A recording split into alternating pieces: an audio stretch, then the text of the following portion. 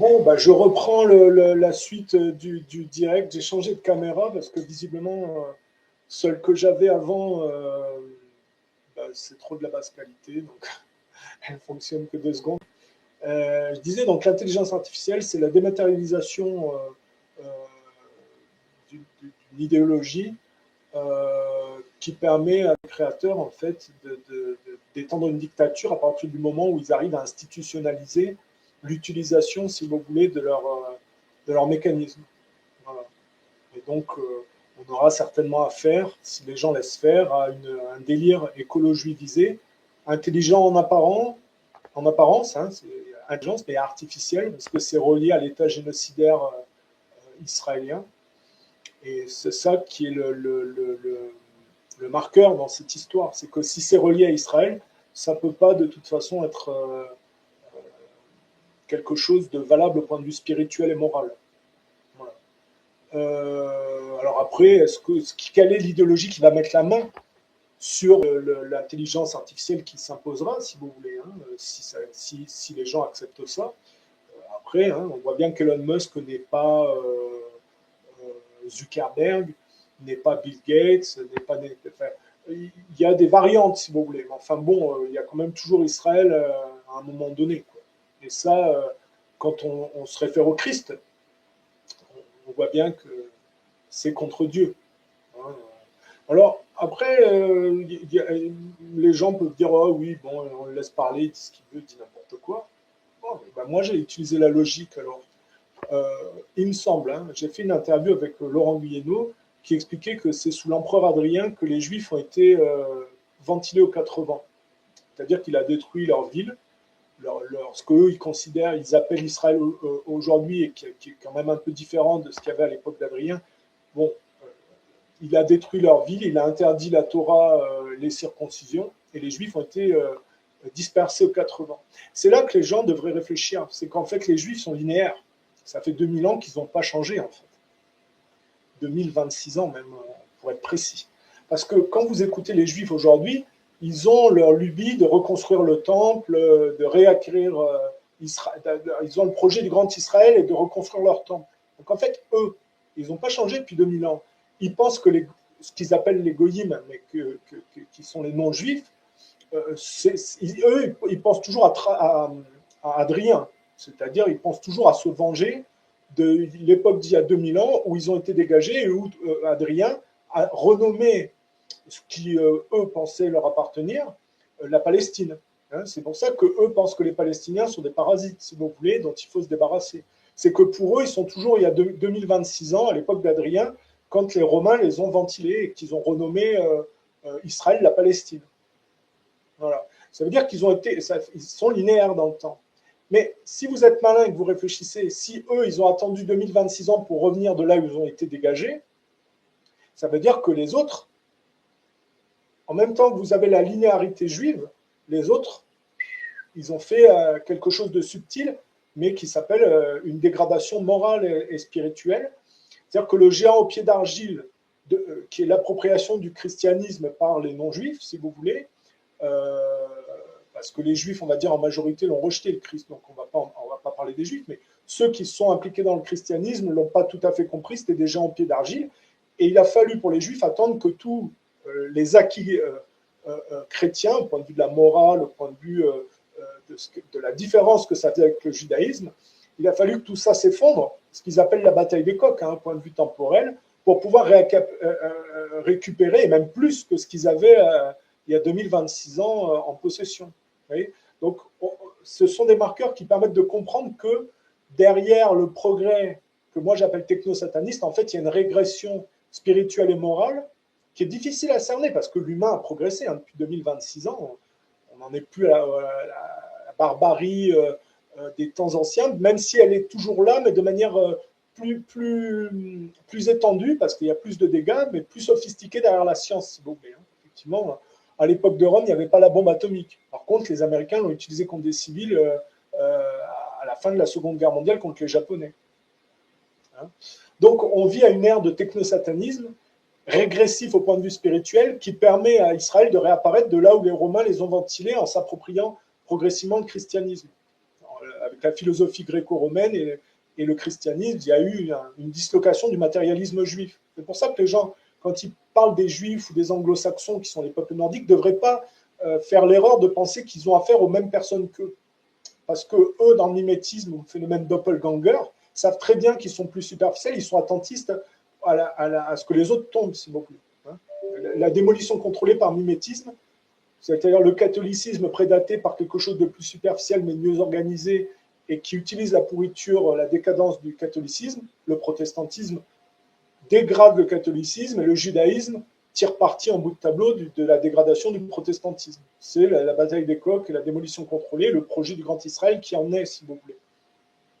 Voilà. Et l'intelligence artificielle, ça serait censé idéologiquement consolider leur mainmise, si vous voulez, sur ce projet et sa pérennité dans le temps, sur ce qu'ils appellent les goyim, du coup, c'est-à-dire les chèvres, ceux qui marchent dans la combine. De toute façon, toutes les périodes historiques révolutionnaires sont des arnaques juivisées. La Révolution française, le bolchevisme. Et donc, tous finissent par s'auto-dégrader et à se conformer à un matérialisme de bout à bout, sauf si, à un moment donné, la pestilence du judaïsme tel qu'on le voit s'exprimer contre les populations palestiniennes dans le comportement aux autres, fait qu'il y a une réaction collective pour arrêter le carnage et l'obscénité et le délire, si vous voulez. Sauf que on voit que par la Chine et puis la volonté de se complaire dans ces technologies, on voit bien qu'en fait les mêmes familles qui ont organisé cette démolition contrôlée essayent de se poursuivre par la Chine, si vous voulez. Donc, on peut se dire que le mondialisme a encore de bons jours devant lui, puisque il y a un boom chinois et que malgré que dans les combats mimétiques, les Américains de Trump essayent de lutter contre les Chinois, on voit bien qu'ils accompagnent totalement le carnage du projet de Grand Israël. Et donc on est dans des... Les Américains ne sont pas des chrétiens, hein. Majoritairement ce sont des technosatanistes nordiques sauce juivisée. C'est facile, hein. Le Christ a dit que les marchands du temple étaient une race de vipères, il les a chassés à coups de trick. Qu'est-ce que c'est que les Pâques, sinon les marchands du temple contemporains, hein. On voit bien que ça fait 2026 ans que c'est toujours pareil chez les Juifs. Donc, à un moment donné, les Américains sont tenus par ce que le Christ appelait les races de vipères, donc ce n'est pas des chrétiens. Hein, voilà. Christ n'aurait pas cautionné qu'on tue des gamins, des personnes âgées, des mères de famille, qu'on génocide à l'endroit même où il a prêché la défense du plus faible. Alors évidemment, le monde arabe est très divisé et très ambigu avec cette juivisation technosataniste qui font qu'ils sont ciblés et dégradés. Mais la vérité, c'est que les gens se complaisent dans un monde technosataniste anti-spirituel. Et la sanction, c'est les camps de concentration dont l'intelligence artificielle serait le capot pour certaines élites. Et les gens seraient, si vous voulez, voilà, fliqués en permanence. Il y aurait même peut-être dans un futur dystopique, même pas de voie de recours parce que c'est automatique. Voyez, c'est pour ça qu'il faut s'extraire de l'idéologie choatique qui est le ciment, si vous voulez, de ce mensonge collectif. Et qu'il faut sortir de l'influence du judaïsme, du talmudo-sionisme. Il y a des juifs exceptionnels, c'est une minorité dans une majorité de gens haineux contre le reste de l'humanité. Et chez les goïms, ce qu'ils appellent les goïms, c'est-à-dire les gens qui sont pris dans leur arnaque, mais chez les non-juifs, il y a des gens exceptionnels, mais ce n'est pas la majorité non plus, on est bien d'accord. Mais il y a une différence d'émancipation entre les groupes. C'est pour ça qu'il faut bien, si vous voulez vous intéresser à l'histoire, à la réalité du monde contemporain, il faut bien comprendre qu'il y a des différences dans le monde arabe. L'Arabie saoudite, l'Iran ne sont pas sur le même tableau au point de vue du rapport au sionisme. Le protestantisme est plus superficiel, mais mieux organisé. Le catholicisme est pourrissant. Ce n'est pas du vrai christianisme non plus. L'orthodoxie semble avoir une résilience quelque part qui fait qu'elle n'est pas atteinte complètement de la même décadence que ce qu'on voit en Occident, bien que ça se joue à pas grand-chose. Hein. Les Russes sont embarqués aussi dans l'intelligence artificielle. Hein. Il y a une lutte, c'est mondialisme technosataniste multipolaire d'un côté contre les unipolaires de l'autre. Et j'ai dit, si les Chinois et les Russes pensent qu'ils sont sortis d'auberge dans le mimétisme avec le côté unipolaire, ils se trompent parce que quand ils s'embarquent dans le technosatanisme, les mêmes causes produisent les mêmes effets. Leur résilience risque de s'estomper dans le temps et il risque d'y avoir une unipolarité à terme, parce que les mêmes causes produisent les mêmes conséquences. Si vous vous complaisez dans des modèles crapuleux, barabassiens, à terme, c'est la décadence qui vous menace, si vous voulez. Donc, même cause, même conséquence. Tant que les gens ne comprennent pas que la morale et la spiritualité doivent être le fondement des civilisations, parce qu'une civilisation sans morale et sans spiritualité, elle est condamnée à la décadence et à l'autodestruction. Voilà. Et l'autodestruction, c'est compris dans le judaïsme et dans le talmudo-sionisme. Hein, c'est-à-dire, ce qu'induisent les circoncisions, c'est un constat d'échec qui, en bout de tableau, arrive à l'autodestruction quand ils n'arrivent pas à le médier à l'extérieur, si vous voulez. Il faut réfléchir à tous ces sujets pour comprendre et faire le tour de la question du mondialisme aujourd'hui et de la perspective dans lesquelles s'embarquent les différents groupes. Voilà. Comme vous le savez, je ne crois pas trop au collectif. Je crois à l'individu et à sa capacité de s'en sortir, quel que soit son niveau, son origine. Hein. Ça, c'est pas les gens qui veulent faire un travail. Alors, il y en a qui partent de plus loin parce qu'ils ont été beaucoup plus bousillés ou ils ont plus ramassé. Hein. C'est vrai que vous êtes circoncis au 8e jour, c'est plus compliqué pour vous de vous émanciper par la droiture et la maturité. Hein. Vous êtes une lesbienne ou un homosexuel, vous avez été victime d'un viol. Pour s'émanciper, il faut ramer, hein. Sans tricher, je veux dire. On est bien d'accord. Et ceux qui n'ont pas été victimes de ces viols-là et qui sont ambigus, souvent se servent des autres comme poubelle de défaussement. Alors c'est ça qui rend les choses très, très ambiguës. Si vous...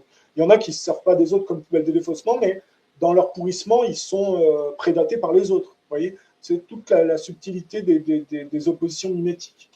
Voilà. Mais c'est pour ça que le travail sur l'histoire et dire la vérité, c'est primordial pour s'en sortir.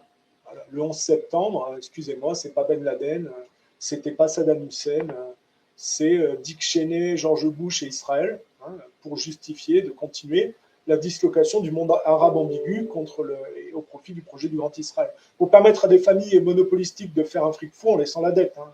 Je veux dire, le Pékin moyen américain, il ne gagne pas grand-chose à la guerre en Irak. Hein.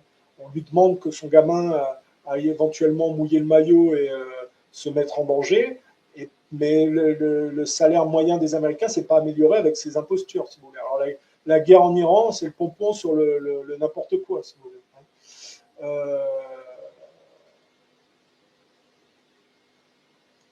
Qu'est-ce qu'on peut dire? L'assassinat de Kennedy. Hein, Lyndon B. Johnson. Les gens n'arrivent toujours pas à pointer Lyndon B. Johnson. De toute façon, on va dire quel est le président américain qui n'est pas impliqué dans l'assassinat de Kennedy. Vous avez Gerald Ford,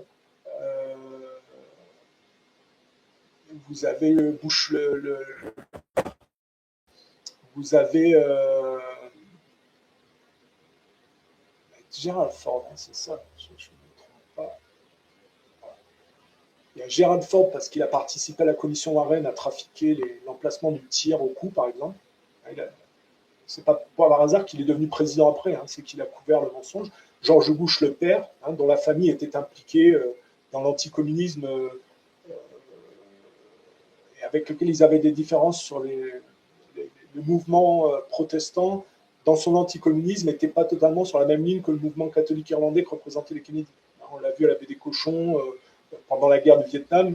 Il y a une différence entre la CIA et puis l'armée et puis les Kennedy. Voilà.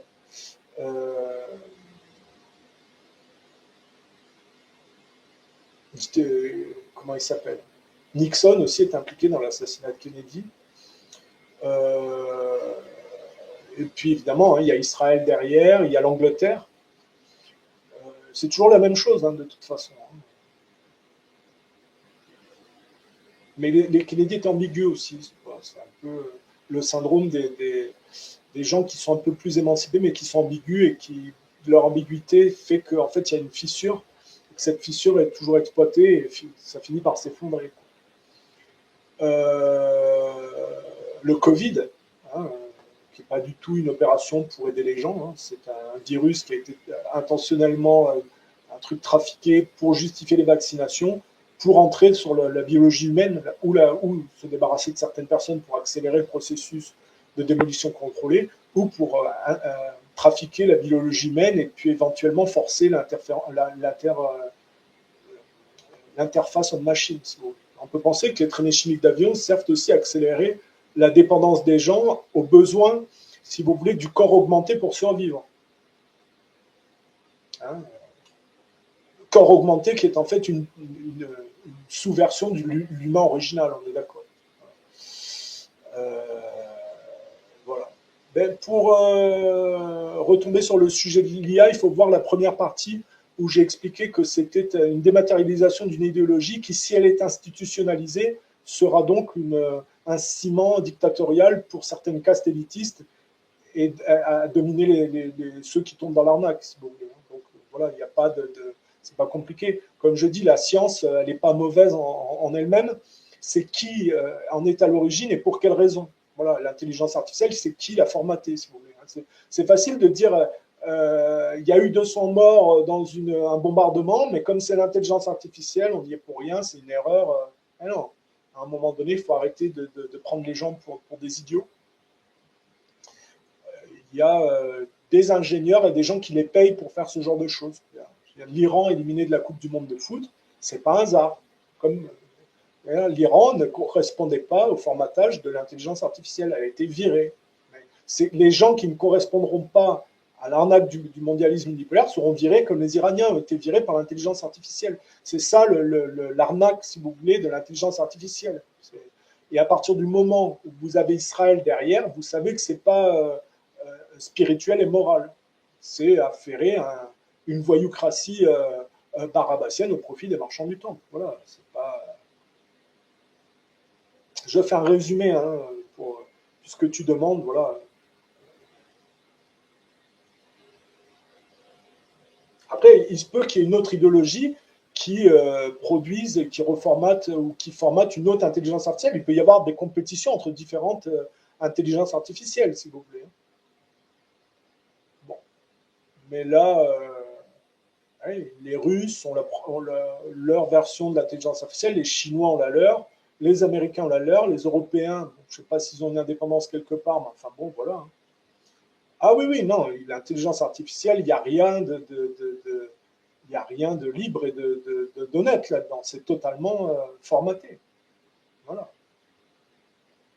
C'est comme les gens au Moyen-Âge qui croyaient au miracle, qui étaient ébahis devant quelque chose qu'ils ne connaissaient pas et qui disaient « Ah, c'est Dieu » ou quoi qu'est-ce.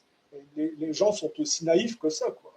L'intelligence artificielle, c'est l'avènement du technosatanisme unipolaire avec un ciment idéologique pour les gouverner tous. Voilà.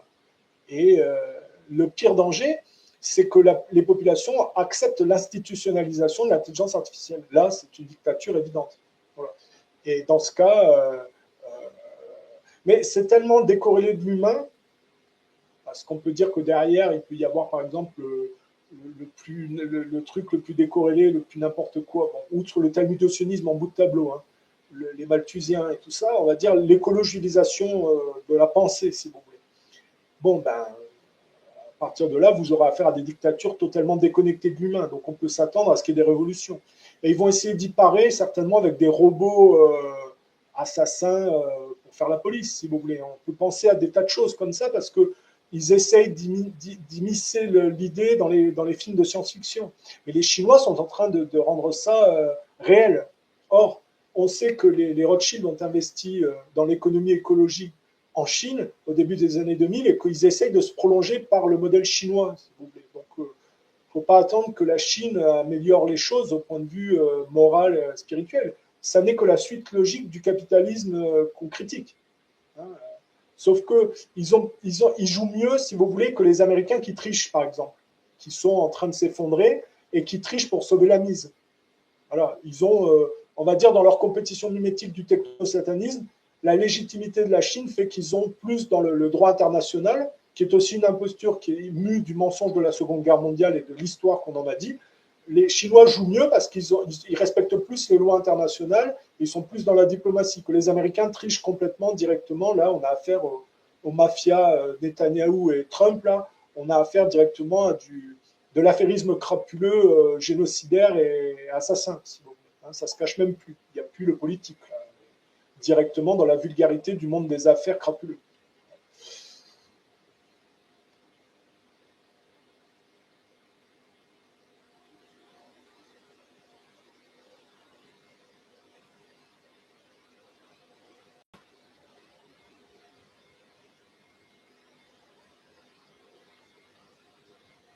Et je dis, la fenêtre pour s'échapper de ces dictatures idéologiquement difformes et obscènes, la fenêtre se rétrécit parce que les gens ont accepté de se faire vacciner.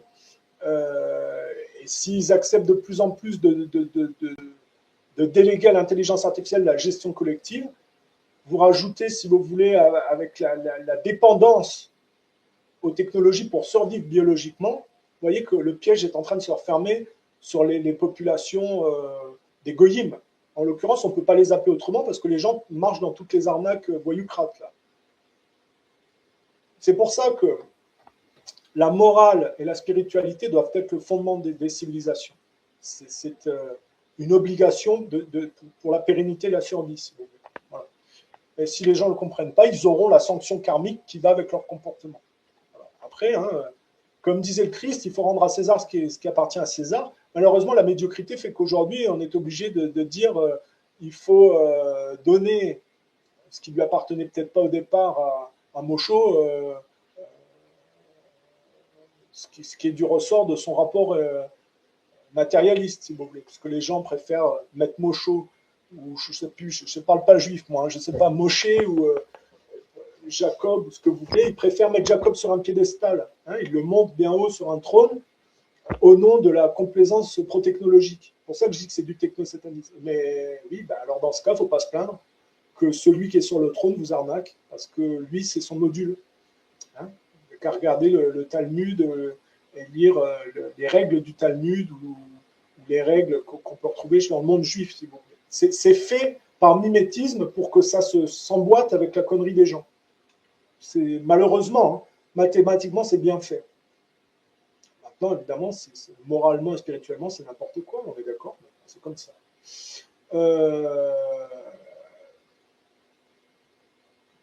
Je peux le dire autrement, la voyoucratie de la Révolution française débouche en fil dégradé sur Bernard-Henri Lévy et Jacques Attali. Voilà. Ils n'arrivent pas par hasard. Hein.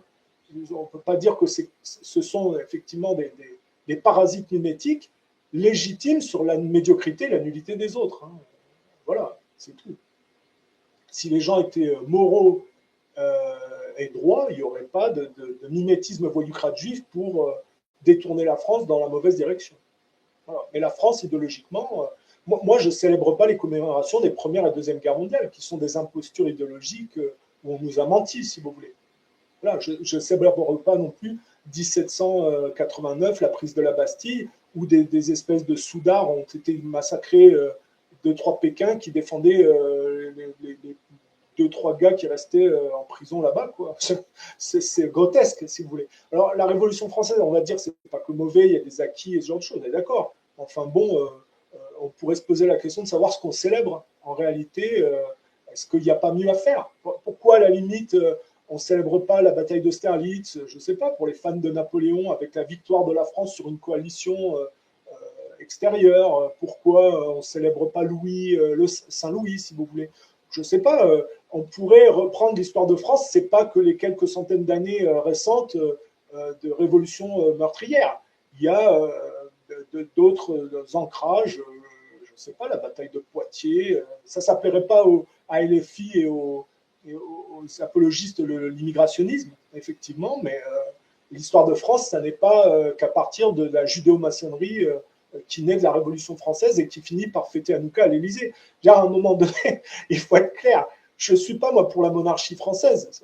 On voit bien que j'ai fait une interview avec Guénon, mais j'ai aussi donné mes thèses qui expliquent que la monarchie, les monarchies chrétiennes à sauce nordique, de toute façon, étaient branlantes et qu'elles étaient affairées à se faire détourner par le goût de l'imposture, c'est-à-dire le talmudo-sionisme. Bon, mais à un moment donné, si on veut célébrer quelque chose de l'histoire de France, il faut prendre la France est plurimillénaire dans son histoire. Pourquoi se concentrer sur un événement en particulier qui est très teinté idéologiquement, parce que la Révolution française est très très teintée de protestantisme et de révolution libérale anglaise pour remplacer l'économie catholique française.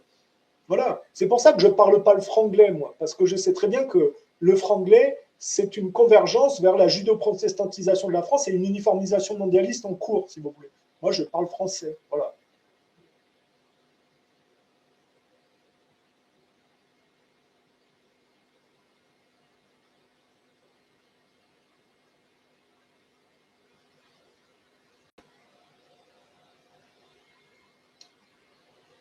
Donc je disais quoi, bah, tous les mensonges de l'histoire convergent vers le projet du Grand Israël. L'assassinat de Kennedy, le 11 septembre, le Covid, tout ça, derrière, ça converge vers la voyoucratie juive qui exploite les voyoucraties qui ont mis en place ces mensonges historiques. Et la Seconde Guerre mondiale, la Première Guerre mondiale, en fait, vous comprenez, hein, l'histoire contemporaine, c'est une démolition contrôlée dans le mauvais sens. Et le bolchevisme ne fait pas exception. D'ailleurs, c'est toujours les mêmes financements derrière. Hein. Quand on réfléchit un peu, ça va toujours dans la même direction.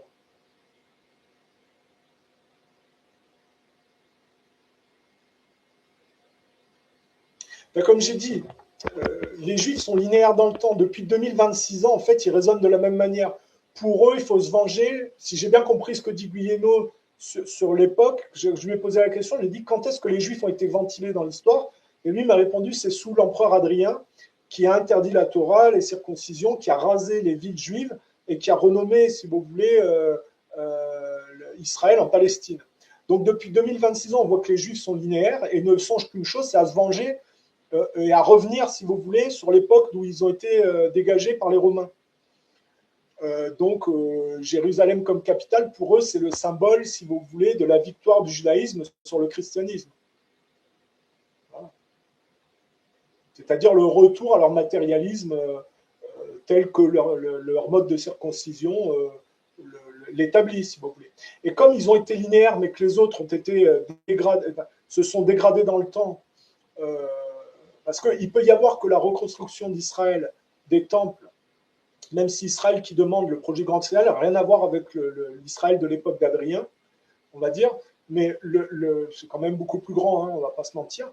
Ils ne peuvent en arriver à reconstruire les temples qu'Adrien a détruits que si ceux qui sont qui viennent de l'héritage de l'Empire romain s'effondrent progressivement dans le temps. C'est pour ça qu'on ne peut pas trop se tromper sur le processus historique et que j'ai un différent avec Guyeno, qui est un type très sympa et très humble, mais ce n'est pas parce qu'on échange qu'on est obligé d'être d'accord. C'est que pour moi, l'helléno-christianisme est une tentative d'émancipation.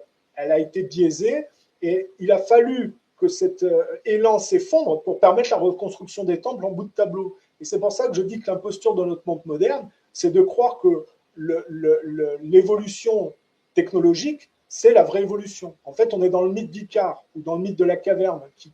On creuse dans le mauvais sens. Hein. Icare, il va vers le ciel, mais il cède par l'artifice de la science et ils finissent par se brûler les ailes.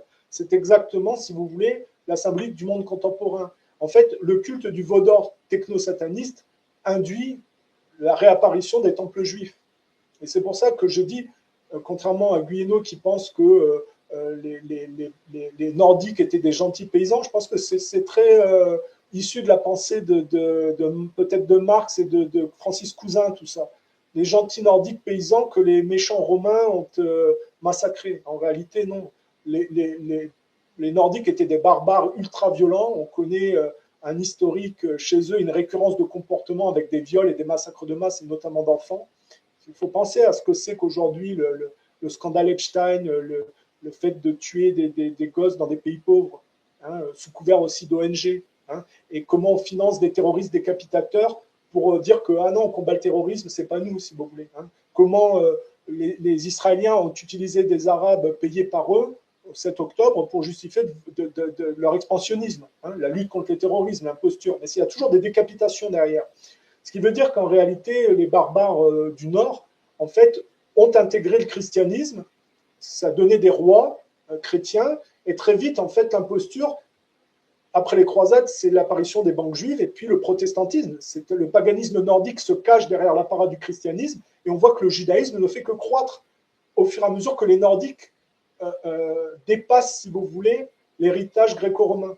Donc c'est pour ça que j'ai une différence avec Guyeno, c'est que lui, il pense que, en fait, les Romains et les... Pas les Romains, lui, il pense que le christianisme, c'est la pire époque, que c'est pire que le judaïsme, parce que c'est les pires génocidaires. Alors que moi, je pense que le christianisme est une extraction du judaïsme qui lui était supérieure au point de vue émancipatif, mais que, n'ayant pas fait les efforts et ayant pourri, en fait, le judaïsme en a tiré parti pour réapparaître de là où Adrien les avait chassés il y a 2026 ans. C'est pour ça qu'on ne peut pas aborder le judaïsme, le protestantisme et les peuplades du Nord sur le même plan que les autres. Ils sont plus superficiels, mais mieux organisés, si vous voulez, sur la décadence d'autrui.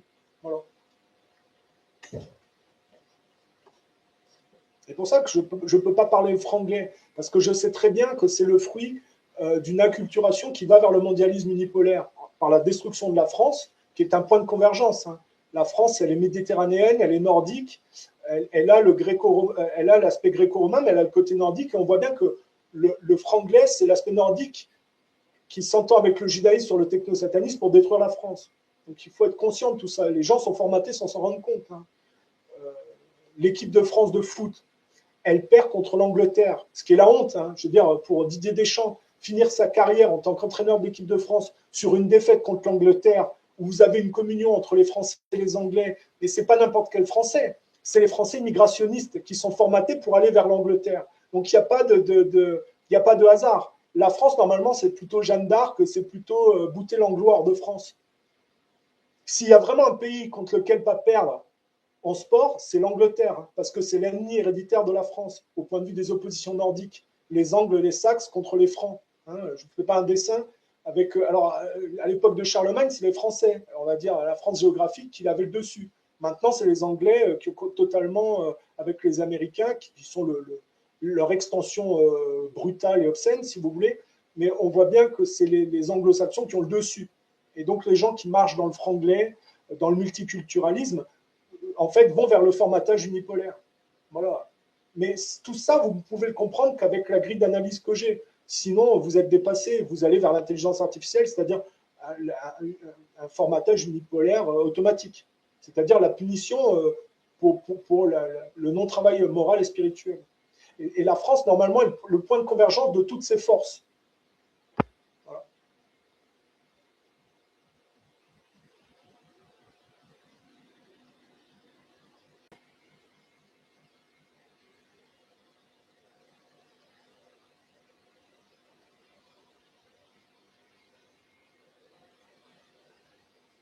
Après, évidemment, je conçois que ce que je dis, ça peut être un peu violent pour ceux qui ne sont pas habitués, parce que les gens sont quand même formatés. Mais si vous regardez régulièrement mes analyses depuis 2015, une fois de temps à autre, en fait, progressivement, vous allez piger le, le fil directeur. Vous allez dire, oui, ça s'emboîte, si vous voulez, parce qu'il y a des gens qui ont des thèses, il y a des trucs, mais quand vous essayez d'emboîter les pièces du puzzle, ça ne va pas. Moi, il se trouve que quand je regarde mes analyses, tout s'emboîte. C'est logique. Par exemple, j'avais dit la guerre en Iran, ils n'arrêteront pas leur guerre en Iran, parce qu'en fait, ils sont formatés pour aller vers le projet du Grand Israël, et ils sont tenus, si vous voulez, par leurs ambiguïtés, les Américains ou quoi qu'est-ce. Dire en plus, c'est vraiment les Américains, c'est les Nordiques. Hein. Regardez Trump, le profil, ou même Biden avant, il y a un côté Loki, Odin, si vous voulez. Et j'avais dit, en travaillant sur la mythologie nordique, on voit que leur projet, c'est l'humain artificiel, c'est-à-dire l'humain, l'homme robot, si vous voulez. Et ça, c'est un faux humain diminué dans le culte technosataniste. Et évidemment, le talmudo-sionisme est totalement, si vous voulez, en appui derrière de cette erreur. Et c'est pour ça que vous avez le scandale Epstein avec la puérilité de non-émancipation, le viol de gamins qui va avec ce paganisme qui refuse d'aller vers le christianisme et dont la puérilité s'exprime par le meurtre d'enfants, si vous voulez. Ça, c'est dans toute l'histoire de l'humanité. Les civilisations qui ne font pas de travail émancipatif, qui sont dans le paganisme ultra-violent, aujourd'hui caché derrière la sophistication de la science, on est bien d'accord, mais tout le paganisme ultra-violent du passé converge vers les massacres d'enfants. Hein, que vous prenez les populations précolombiennes, les Nordiques, évidemment, avec leurs histoires de massacres à foison, et puis il y a toujours des massacres de gosses, si vous voulez, ou des viols de gosses. Ça va avec la non-émancipation. Et quand vous comprenez que l'intelligence artificielle est formatée par ces mêmes gens qui sont dans le paganisme sataniste, en fait, ben vous vous dites qu'elle n'est pas du tout l'expression d'une évolution humaine, mais plutôt d'une convergence vers l'autodestruction. Quoi. Voilà. Ou alors, parce que, il faut comprendre, est-ce qu'on peut vivre dans un monde barabbasien au profit des marchands du temple qui soit linéaire dans le temps et qui ne. Parce que les gens en constat d'échec, ils ne peuvent produire conceptuellement, économiquement que des arnaques, dont il faut toujours qu'il y ait un dindon de la farce. Donc en fait, c'est pour ça que ça ne fonctionne pas, si vous voulez, et qu'il n'y a pas de pérennité dans cette histoire. C'est pour ça que ça finit toujours par de l'autodestruction. Le seul moyen de s'en sortir, c'est l'émancipation par la droiture et la maturité sur le prisme christique comme je l'exprime. C'est-à-dire le fait d'avoir été victime comment dire, de l'hypocrisie et de la malhonnêteté des autres, de prendre de la hauteur sur cet aspect reptilien et puis de se grandir spirituellement pour ne pas être pris par les égos narcissiques et complexés. Bon, ça c'est le chemin de croix et la résurrection du Christ quelque part. Voilà, c'est ce qu'il faudrait peut-être retenir du Christ beaucoup plus qu'un type qui finit sur la croix en sang, si vous voulez, hein, qui serait là pour prendre sur lui les péchés des autres. C'est n'importe quoi. Je veux dire, chacun a un karma et doit assumer ses conneries. Personne ne peut les assumer à votre place. Ça, c'est du baratin pour totalement dévoyer l'histoire du Christ. Bon, après, j'ai peut-être ma version du christianisme. Mais enfin, bon, personne n'a assumé les erreurs des autres à leur place. Hein. Ça, c'est une honte de faire croire ça. Les gens doivent assumer leurs conneries. C'est karmique, c'est comme ça. Ouais, absolument. Bush le père fait une intervention pendant la guerre du Golfe. Il recule, il ne fait pas le travail complètement. Clinton, qui succède, fait un embargo qui va donner les morts que vous citez là. Et Bush le fils reva sur place et puis finit le travail avec une pendaison. On voit bien qu'on n'est pas du tout dans le christianisme et qu'on est dans l'aspect débile promu par Hollywood, par les juifs notamment à Hollywood. Hein. Je regardais un film là avec Tom Selleck. Tiens, comment il s'appelle? Je vais vous dire ça tout de suite. Il n'a pas fait beaucoup de films, Tom Selleck, mais il en a fait un. C'est intéressant à utiliser, même si on comprend vite fait. L'évadé du futur, Runaway. Je crois que c'est dans les années 80. Et on voit bien que derrière, c'est forcément un financement juif, parce que c'est toujours le méchant arabe derrière qui va vers qui essaie de développer le technosatanisme avec des machines. C'est toutes des inversions accusatoires contre l'arabe, si vous voulez, parce qu'il y a le projet du Grand Israël et qu'il y a des tas de pays arabes qui bloquent, si vous voulez. Donc, dans l'inconscient des Américains, Hollywood, tenu par les Juifs, a toujours poussé à voir l'arabe comme une ordure, un menteur et un terroriste. Voilà. J'explique pourquoi. C'est comme l'anticommunisme. Chez eux, je ne vais pas dire que c'est dans leur gène, mais ils ont toujours été élevés à ça. Si vous voulez. Vous prenez Aube Rouge, par exemple, on voit qu'ils ont été élevés dans le délire anticommuniste et dans le délire anti-arabe par des films comme L'évadé du futur. Alors, c'était pour quelle année L'évadé du futur?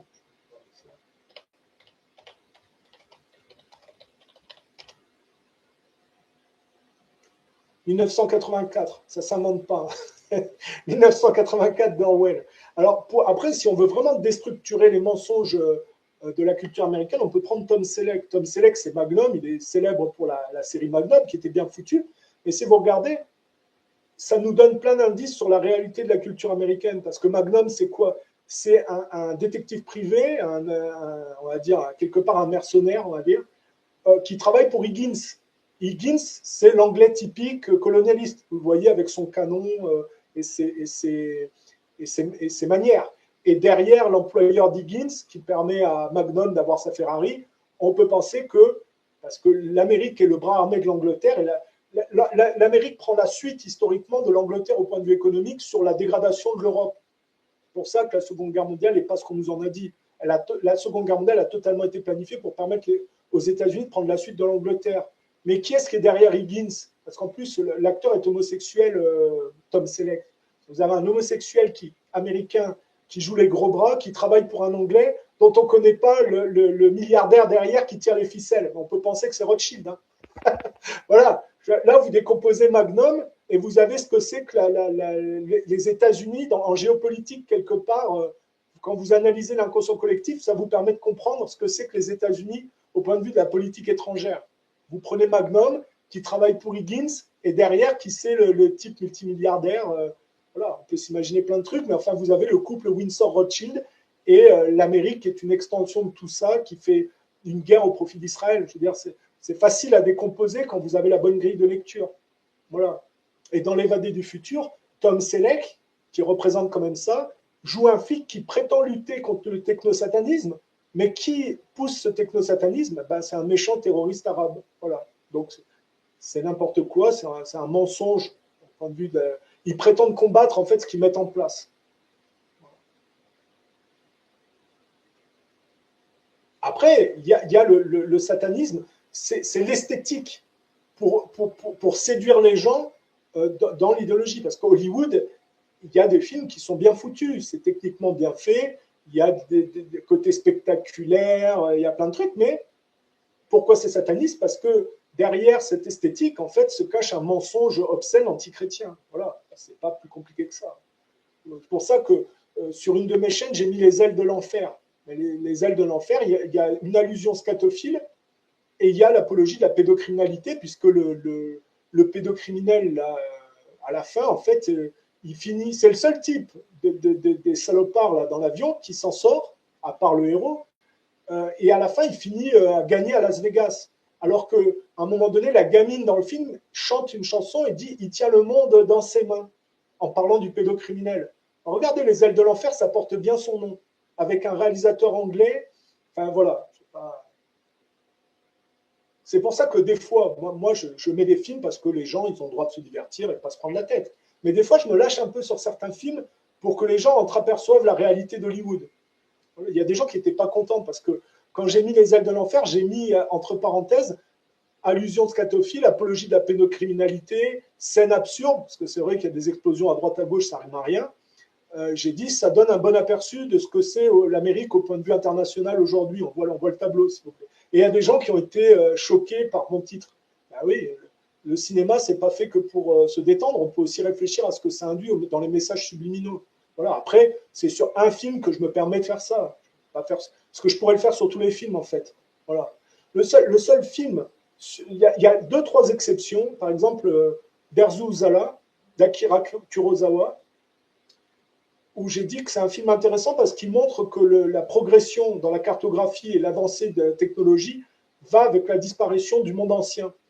Ça a beaucoup inspiré Hayao Miyazaki. Ce film, il est de 75, je crois, et c'est une coproduction entre l'URSS et le Japon, ce qui est exceptionnel à cette époque de guerre froide, on va dire. Et c'est un film intéressant, et c'est peut-être le seul film honnête, honnête quelque part, oui et non. C'est peut-être le seul film honnête d'Akira Kurosawa qui a toujours fait la promotion, sans le dire, de la voyoucratie japonaise pro-américaine au détriment de la culture ancrée. Voilà. J'ai fait une critique d'Akira Kurosawa qui, par exemple, dans Le Château de l'Araignée, essaye d'éloigner les Japonais de leur culture ancestrale en disant que de toute façon, c'est que de la compétition et de la vanité pour prendre la place de l'autre. Alors qu'en réalité, en faisant ça, il légitime, si vous voulez, le système qui lui permet de faire des films et qui s'ancre dans la voyoucratie américaine, qui consiste véritablement à faire la peau à l'autre pour lui prendre la place, si vous voulez. C'est pour ça que je dis Akira Kurosawa, on dit c'est un maître du cinéma. Techniquement, c'est vrai, mais il faut se rappeler à quelle époque Kurosawa a fait des films. C'est dans un Japon d'après-guerre conquis par les États-Unis. Donc il a fait l'apologie, si vous voulez, du système de remplacement influencé par l'Amérique voyoucrate. Voilà, donc il a travaillé subtilement à dégrader l'héritage du Japon au profit de la voyoucratie américaine. Voilà. Et Derzu Uzala est une exception parce que ça ne parle pas du Japon, ça parle de la Russie, de la Chine et des vieilles cultures. Si bon.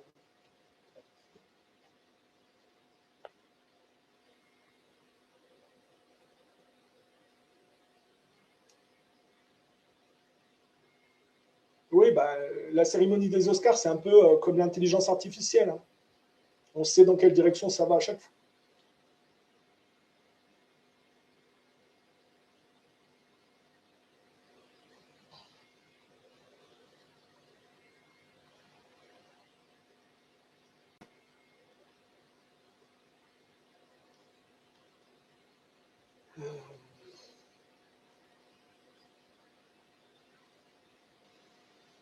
Bon, voilà. Bon, c'était pour dire ça à peu près. Après, j'ai plein de chaînes. Après, évidemment, les gens peuvent se divertir, il y a de la musique, il y a des films. Ça n'empêche pas que de temps à autre, on peut réfléchir et voir le cinéma sous un autre angle et pas être uniquement passif, si vous voulez, un récepteur passif.